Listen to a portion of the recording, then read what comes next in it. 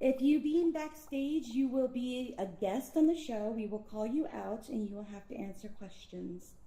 Just letting you know, friendly warning. All right. Yep.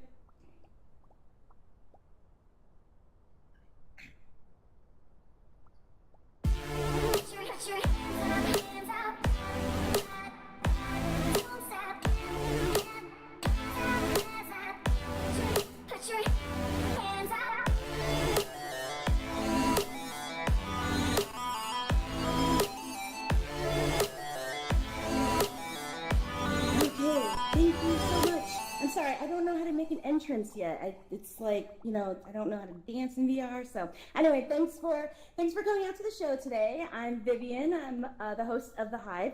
It's a live talk show that's completely produced in VR. We have a streamer in here. We have moderators in here. And our guest is also in VR. So welcome if this is your first time. I'm really excited today because I get to meet so many cool people that work in the VR industry, right? But today I have someone from the Air Force, which is really, really awesome. I kind of have a thing for people in uniform. I'm just saying. So, all you bots out there, it's kind of my thing. I'm just saying. So also a reminder that if you want to engage with us, go ahead and hit the emojis. We're having contests to see who has the most emojis, and I want to win. So go ahead and just like those if you want to interact with us.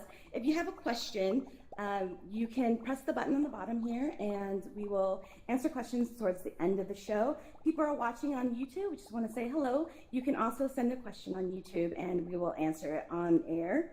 So today we have Colonel Tony Millican, PhD.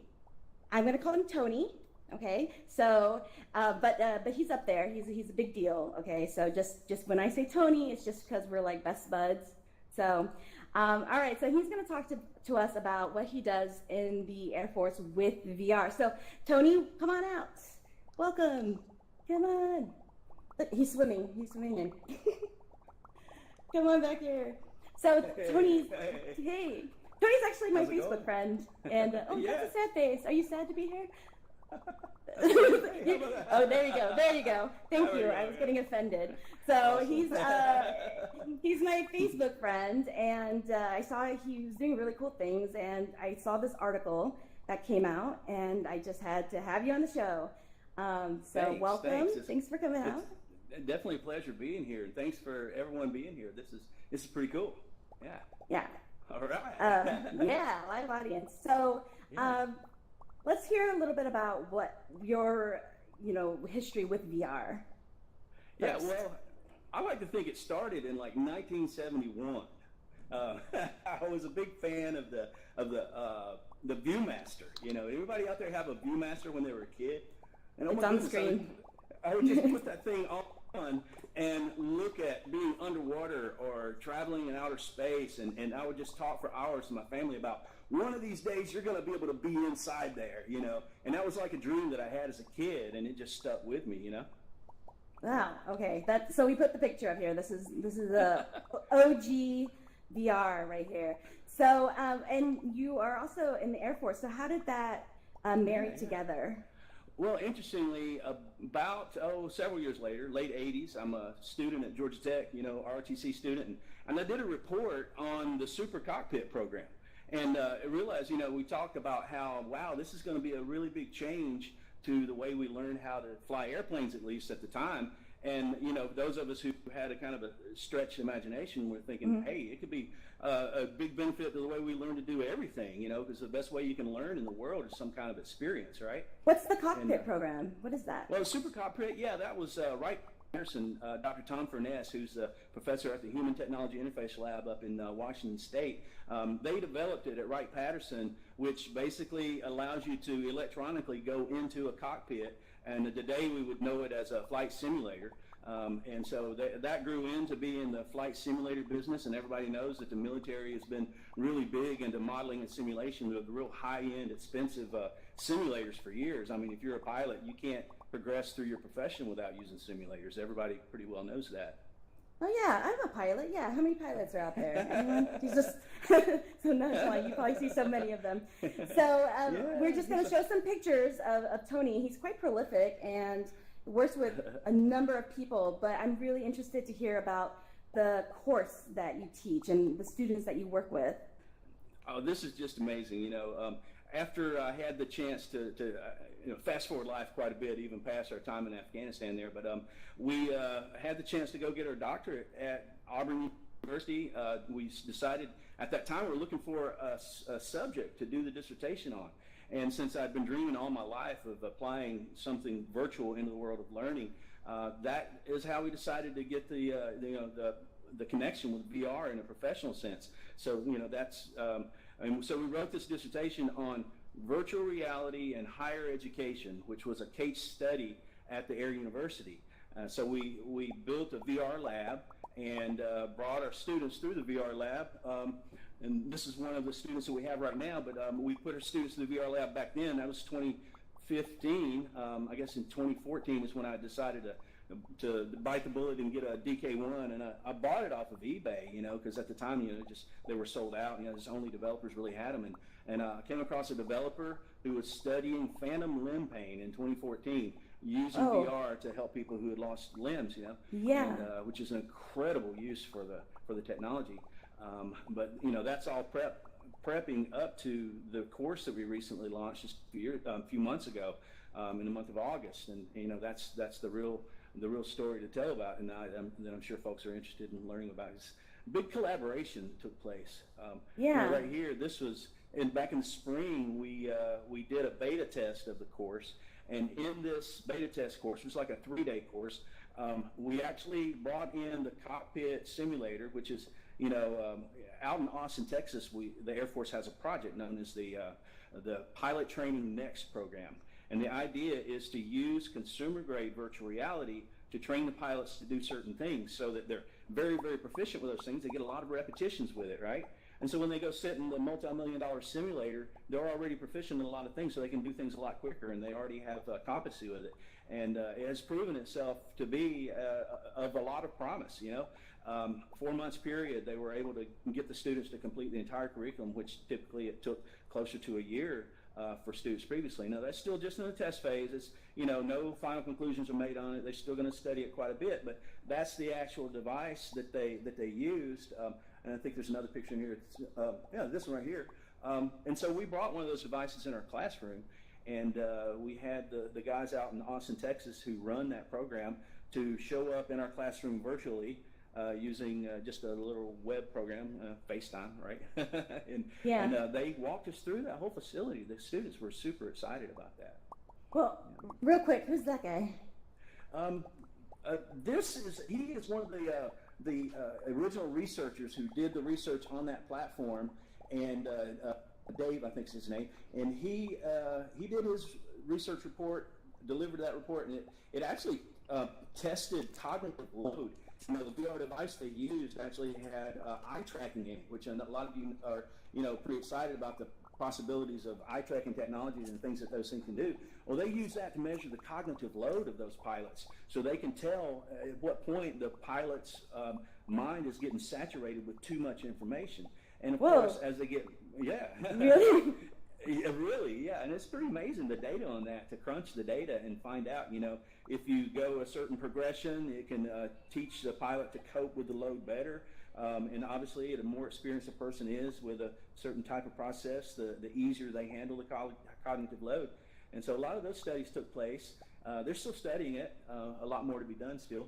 And right here is, we basically did a mirrorcast of this HTC Vive, which was the device. It's actually the device that they use in the program, Really? Which was pretty amazing how consumer VR has gone so far, so fast. I mean, like when we went out to Stanford and met with Dr. Jeremy Bailenson during the dissertation process, Dr. Bailenson talked about how, they had a tens of $1,000 device at their lab. They've been studying VR for 20 years there probably. Mm-hmm. And they immediately jumped to the DK1 or DK2 as soon as they came out, because it's just so much more, field of view, frame rates, latencies, all those things are just so much better.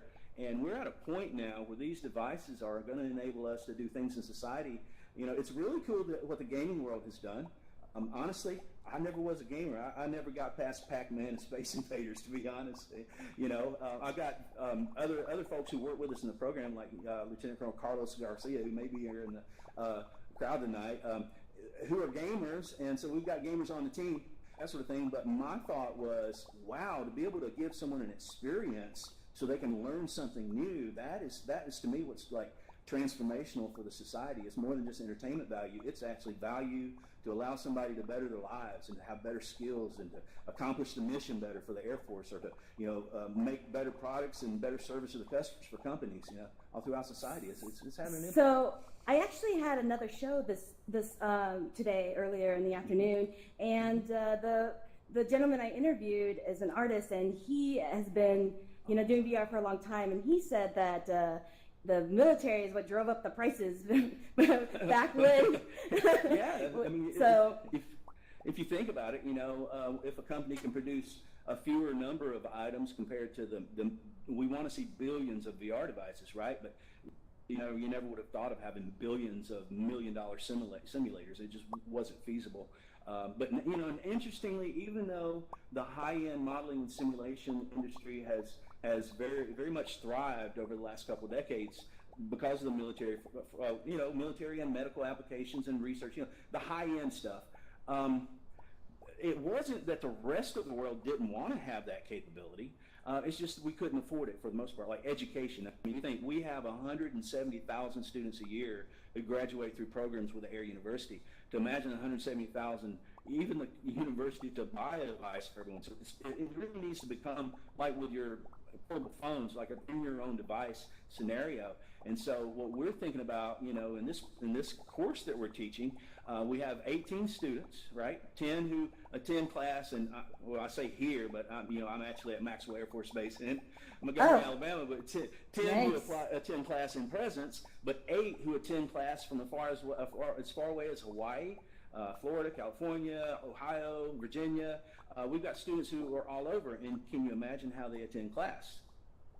Phone. In VR. Email. Oh. In VR. They attend Should've class known. in VR. Right? I mean, the class is about VR, how to use VR in learning, but you use VR in the class. Isn't that cool? I mean, you actually learn about the platform and using the platform. And that's so. awesome. Do the students sign up because they're like, oh, I'm into VR, or they're curious about it, or are you like integrating it into other classrooms too that maybe don't have anything to do with VR but could benefit from it? Yeah, that's a great question. They actually signed up. They volunteered to sign up for this class. I mean, on the distance side, where we have 24,000 distance students at the E School of Graduate PME. We have 24,000 students, and then there's one program what we call the Online Master's Program. They are a group of folks who are actually getting their master's degree through the Air University. We put the advertisement out to them to say, if you could participate in a course where you learn about virtual reality and using it in learning, would you be willing to have your own virtual reality device? And we talked about a tier 1 device, Oculus Rift, and of course the PC to go with it, and be willing to show up 3 hours a day, 3 hours once a week on Wednesdays. And so we only had 5 slots for the distance students at first. We had like 15 people volunteer for those 5 slots within 2 days. And so we decided to expand it to 8. Just because the rest of the 15 can come to it next year. So they've already got dibs on next year's slots, which is pretty cool for them. But, we found that at least, I think it was 3% of our population within the online master's programs. And these are people who are in their late 20s, right, maybe early 30s. At least 3% or so actually have tier 1 virtual reality devices, which is like a Rift or a Vive or Vive Pro or whatever in very few cases. But hey, I see the emojis on that. That's cool. Everybody else knowing the fact. Yeah. And here was the other question we asked is, if we were to offer classes that related to virtual reality, would you be interested in taking them? And there was a massive, it was a double-digit percentages. I should have written those down and used those numbers tonight, but it was like 40% or more of the students were interested in knowing more about virtual reality, which, that's a lot of That's people great. right there. And so it means the demand is there, and we have a few folks who have enough skills and backgrounds to talk about the phenomenon of VR, the science of it, how the human body deals with physiology and psychology and educational theory that support it, So, the course has just come together, and everyone is really enjoying it and learning a lot from it. So you mentioned, before that you do social VR. You've been in Allspace before. You use Facebook Spaces. How do you integrate social VR with your students? Which is fascinating. I would love to go meet them. Like, are these guys single? Just point them out to me. I'm sure some of them are. Yeah. Well, so in the class itself, it's a 3-hour session on Wednesdays for an entire semester, 20 sessions. And then the following semester, they will write their master's thesis based upon what they've learned. We had the readings from Jeremy Bailenson, Experience on Demand, Peter Rubin, and we also the Handbook of Virtual Environments, which is literally like this big and very, very thick stuff. Good quality research. Well, they use that to come together and talk about the issues that relate to VR and learning. So during that 3-hour period, about an hour of it, because you don't want to stay in VR forever, right? I mean, as much as we love it, eventually you do start to get a little bit, your head gets tired. I mean, even after thousands of hours in VR, I still try to, come in and out. But especially newbies too, because none of these students had there were only a few of them who had actually even tried a Tier 1 VR set before. So, and even worse, the people who've tried a Tier 4 or 5 level, cardboard or whatever. I mean, that just doesn't compare to what, as you guys all know, the experience that you get with a Tier 1 good quality VR set. You feel like you're there, right? I mean, everyone in here feels like they're here together, and they're shaking hands and slapping high fives and throwing out emojis and lots of love. But outside of that 1 hour, we also use a webinar format, Adobe Connect. So the 8 students who are spread across the globe are in the classroom with the rest of the class. And so that when the rest of the class, it's really cool because when a student in the classroom, and of course we videotape the whole session, so when a student in the classroom starts to ask a question, they literally look at the camera. They look to the camera and ask the question so that the students who are in the distance world feel like they're being presented to by their peers. So after they've done that interaction through webinar, then they come together inside VR. And across the board, the distance students say they just love that opportunity because it's like they feel like they're co-present with their classmates. Isn't that cool? Yeah. Yes. Awesome. Yeah, I know. I watched the videos of you on Facebook Spaces. So that's great. It actually, honestly, it looks like you're just playing around. Like it just looks like you're just having fun. Totally. What's wrong with having fun when you learn? Okay, you're right.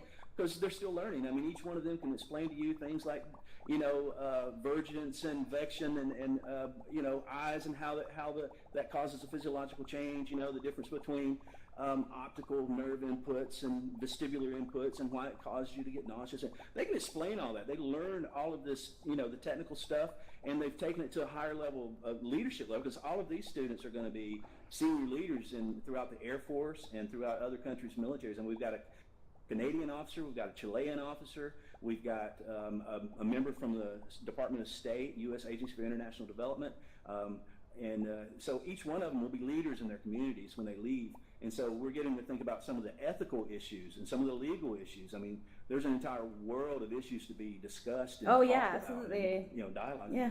Yeah. with HIPAA, privacy, all that security across the ocean and all that. Yes. Totally, yeah. And so our students they interact with each other inside of VR about those issues, and then outside with the webinar format and in person. So it's a combination. Now, what's really cool is I don't know if you've seen this picture up here. What's really cool is in about 2 weeks we're taking a trip so that the in-class students and the distance learning students are going to get to meet in person. And so we're going down to Jackson, Mississippi. Yes, Jackson, Mississippi, which is one of the places a good friend of mine, Vince Jordan and I, which you asked me to tell you about some of the funny stories about VR. Yeah, and I met him Vince earlier today. Yeah, we only had met in VR. There's a funny story about that I could share too. But Vince has opened the door, and working with the state of Mississippi, he has done some philanthropy kind of work, and they're actually opening up a lab that has every single possible haptic device, VR device, anything that a developer can get their hands on. He's got it there. You know, I heard. And haptic suits and motion capture. So we're taking the students down there, and the cool thing about it is that the distant students and the in-resident students are going to get to meet each other and interact for the first time live. So we're going to pay close attention to that, because that's going to be a cool experience. You know, yeah, about people, right? Yeah, I got to talk with Vince, and I was, you know, I kind of got in on that, so I might just, you know, invite myself and just show up, and it's really cool that you get to play with all these different, right. you know, toys. Which one's your favorite, by the way? I just want to know, like, of all the headsets. Let's see. I enjoyed doing the Magic Leap. That was pretty cool. I saw that. I'm jealous. Yeah. We played with the Magic Leap in the class, and I got to be the guinea pig at first, and you know, freaking out. And the cool thing is you still see everyone else there. Augmented reality, right? Where they take something digital and put it in an environment that you can see through, you know, through the glasses. And so when you see, you know, a little soldier that's running across the floor like a, you know, medieval soldier and knight, and then another dragon comes out and kills him, and you know, it's pretty cool. And when you're the only one who can see it. Now I understand they're going to try to get it so that you can mirrorcast. At least the HoloLens is going to get it where you can mirrorcast what you see in the device, and that will allow everyone else to understand what you're seeing, and you're not just hallucinating, you know. But now the class, we have had wonderful support. We've done a lot of collaboration with the community right here. We're with a principal at Stanhope Elmore School who is looking at doing a lab in his school. And you know, one of our students, we started with faculty development. I mean, that is the top thing that dissertation research said, is if you're going to start using VR in your school, whether it's a grade school or a higher education school or training place, you need to start with the faculty. If the faculty aren't made comfortable with the equipment, with the technology and that sort of thing, it can't succeed. Another really cool thing we've had is just wonderful leadership support. General Rothstein, he's the chair of our Innovation and Learning Sciences Task Force, which this class is a part of. And here's my really good friend, Steve Banbury. I'm a huge fan of his. I love Steve. You know Steve? He's awesome? yes, he's great. Yeah. I love Steve. So I mean, he, just like you have, and just like Vince, have become really close friends because of this platform called VR. He actually graciously hosted a session when we brought General Rothstein in for his first step in VR, and I think there's a picture up here of the general doing VR himself. But when General Rothstein came in, there was Steve already had set up, welcome to VR, and you know, so that's the general down here in the corner, and Steve right there.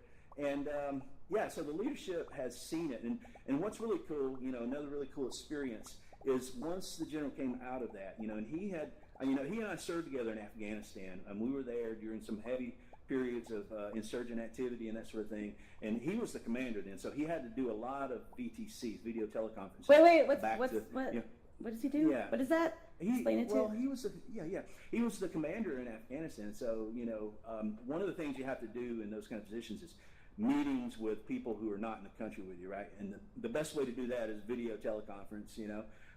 At least then it was 2009 technology. The best way to do it was video teleconference, and so he had done hundreds of those. But when he came out of this session right here with Steve Banbury and our friends throughout the world, people in Tokyo, people in London, he literally pulled the headset off and looked across the room and said, "I've literally never been so connected with a group of people that I was having a conversation with, and all the hundreds of VTCs that I've done."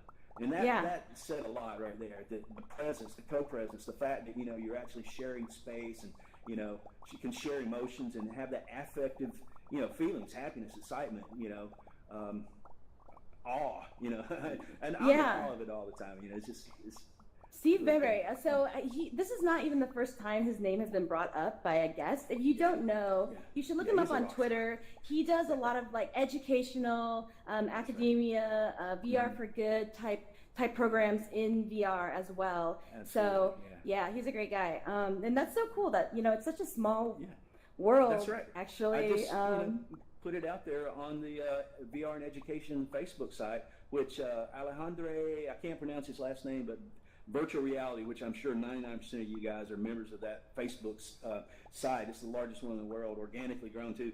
But I put an advertisement out there. We're going to do some, VR experiences for our faculty. Would anyone, VR educator like to be involved? And Steve stepped to the plate and had people from all over the world there. And he's done it for us 3 or 4 times already. But great cooperation, and the rest of my team, like Dr. Dennis Armstrong, can't say enough about him. He's the guy who helped co-create the class that we're doing. He was kind of a mentor to me earlier in my time here at the Area University, and he and of course Brandon White, who's also one of the ones who helps us put everything together and run the Adobe Connect, and of course the library here, Dr. Mehmet Ali, he's the new librarian, and they actually gave us the space. So you can't see it, but I'm in the middle of this space. It's big enough for 14 full-size VR setups that we can leave it here full-time permanently, because if you think of having to set up and tear down 14 Oculus Rifts once a week, it's a lot more work than anybody would ever imagine. If you do a lot of demos and you show people VR a lot, you realize that the setup and tear down. So that's one of the things that, as we go a little bit further and we get to the Oculus Quest, 6 degrees of freedom, but right out of the box like a goat or something. Yeah, the Quest was great. Yeah, I really enjoyed that. So you've tried that one? Oh, cool. Yeah, but you tried the Magic Leap, so right. we're even. Right. Yeah. So I want to be able to get to some questions here. It looks like we have some questions. Yeah. So I'm just going to call on you. If you have I'm going to need you to turn on your megaphone. Alan, did you have a question? No? You just like to press the button? Okay. We have my buddy here, Oddity. Do you have a question? Yeah, yes, there you are. Hello. Do you have a megaphone on? I wanted. How do I do that?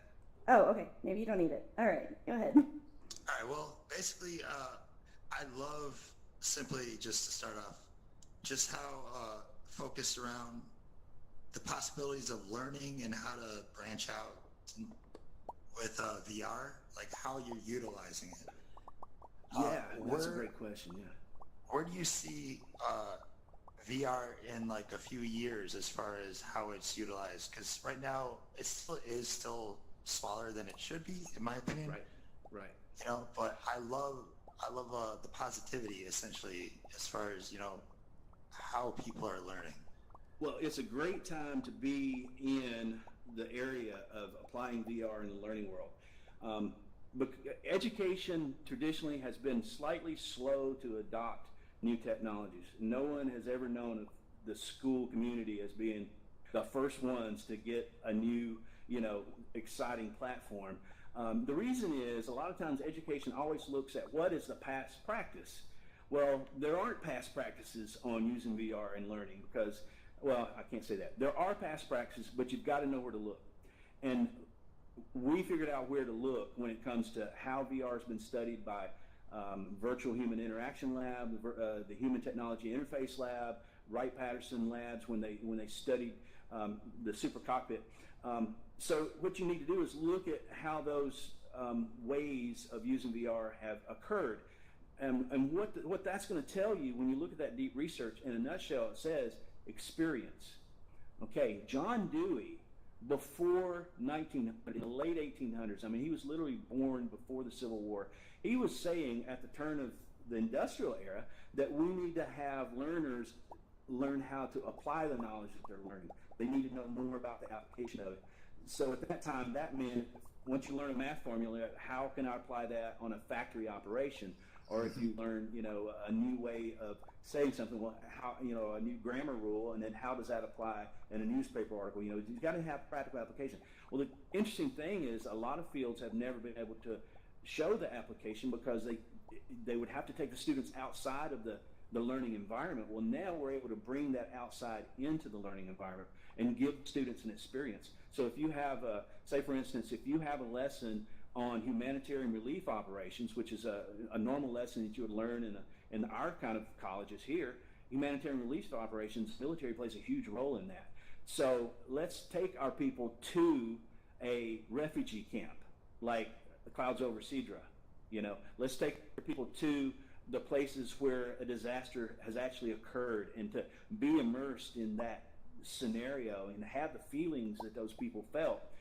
because we know whole brain learning also tells you that the more of your brain you're using during the learning process, the deeper the learning goes. And all the other things you learned along with that sticks with you because you had that deep learning feeling. So affective domain learning, it's been talked about for years, and now the tool is actually here to be able to use it. Awesome.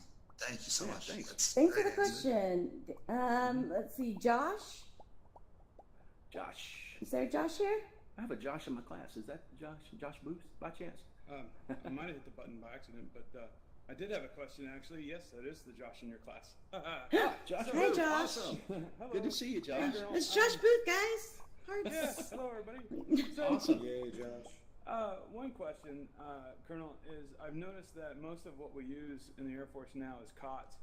Do you think in the future possibility of kind of going back to the old days where the government actually engaged directly with manufacturers to develop systems that are directly used by the Air Force and not just something that we go out and buy? Oh, great question. I'm glad you asked that. Commercial off-the-shelf software, basically, we was talking about. Yes, I mean, in this class, we have used, I guess, probably 90% of everything we've used has been free software. We use AltSpace, Facebook Spaces, VTime is one of the ones we're going to get to. What are some? I mean, just a lot of the social platforms. We want them to learn the social platforms because we think connecting people together is a big part of the learning process. But there is the opportunity to develop unique and original software. A case in point is the college right next to us, the Squadron Officer College, has done that. Tony Scribner and Brad Aldridge, those are the experts over there. They partnered with a big development house. Some folks may have heard of the video game called America's Army. Army Gaming Studio. They reside at Huntsville. There's a hand over there. Army Gaming Studio, pretty good sized development house like a gym floor size, full motion capture kind of thing. And so they developed a specifically suited, tailor-made application for the students of the Squadron Officer College. And the scenario was, these students are young captains, early to 20s, and they're supervising, folks in very potentially dangerous situations. So they did a scenario of you're a captain in a helicopter rescue squadron, and you have a personnel issue that you need to deal with, and you need to deal with it because it could have implications on the ability to accomplish the mission. And your mission, obviously, is to go in and save people's lives, So having disharmony in a unit like that is something you want to try to avoid, right? So they get to feel the urgency of making good decisions, of dealing with people in ways that the way you dealt with them doesn't cause their performance to go down, but then again, you've dealt with them in a way that has helped them fix the behavior problems, So, tailor-made applications, I think, is one of the things that we're going to get to. I think the number of devices needs to proliferate. I think that there will need to be a critical point of the number of devices that people have before it would be, value added. Because, to think about it, it's more expensive, obviously, to develop, specifically developed apps for the application. But no, it's something that's definitely going to happen, and I think it's why it's really great to be, So if you're here and you happen to be a developer, start talking to those that you would think in the military may eventually have an involvement with training and using VR applications in that arena. Because each one of our 18 students are going to go out and be leaders in their community and looking at how is their community going to, examples of some of the communities, of course, Josh knows because he hears these on a regular basis, but, we've got one student who is a chaplain, and they're looking at how can chaplains better minister to people using virtual reality as a tool. We've got a maintenance person who's looking at how can we use virtual reality better for maintenance. And obviously, like you're saying there, Josh, you're going to have to be able to make that machine, that whatever you're maintaining, whether it's a jet engine or a bulldozer or whatever it is, you're going to have to make a very detailed version of that machine that commercial off-the-shelf just won't give you. So when you start getting into those applications, yes, definitely we're going to have a lot of development. So the developers who've been, working in the gaming world, that's been great because that's been the mainstay of the the revenue streams. But you can think about that's going to be able to shift to the need for those kinds of developed assets to be applied in the learning and training worlds. Who else? We have one time for one more question. Michael. Yeah, Michael. Yeah, Michael. no, I'm sorry. I replied no when you asked. Oh, I'm sorry. Oh, That's okay. okay. Yeah, no problem. I'll just. That's okay. I All do good. want to recognize the people on the stream. Stephen in here, Frederick, Emily. They're going on and on about you. It seems seems like they have a lot to say. That you are a truly rare and humble leader. That's very sweet. So we're going to. I know sometimes people don't like to ask questions when there's a whole audience watching, but we're going to go ahead and leave the room open. You can ask questions of Tony afterwards. And so I'm gonna just close out. So Tony, thank you very much. Thank and you. I want to Awesome. thank you. Wait, give him a lot. Give him a lot of emojis. Where are they? All right, thanks. Yay! All right. Can I run around, slap high fives? Hey. Yeah, there you go. Hey, high fives. Okay, All right. so just for everyone else, next week's show is actually going to be a tournament. Thanks. It's going to be Beat Saber in all space. So we are, well, not in all space. We're going to be playing a game that's being streamed, but we will be in all space. You'll hear us in game. I saw someone talked about Beat Saber on the stream here.